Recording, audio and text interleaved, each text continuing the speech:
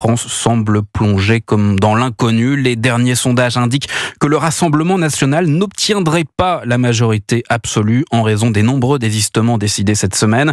Depuis l'annonce de la dissolution, tout le monde s'attendait à ce que le Premier ministre remette sa démission après ces législatives.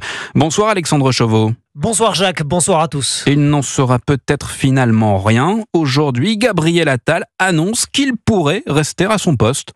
Oui, le temps d'assurer la continuité de l'État aussi longtemps que nécessaire, précise Gabriel Attal. On a un gouvernement à pied d'œuvre, mobilisé dans tous les domaines, ajoute-t-il.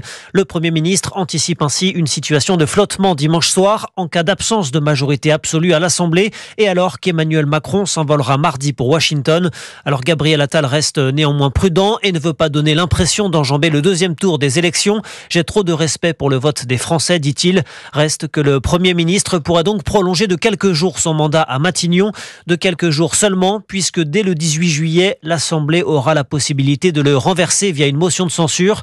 Une hypothèse loin d'être écartée pour Gabriel Attal, qui pourrait alors devenir le Premier ministre resté le moins longtemps en fonction dans l'histoire de la Ve République, derrière Bernard Cazeneuve. Merci Alexandre Chauveau du service politique d'Europe.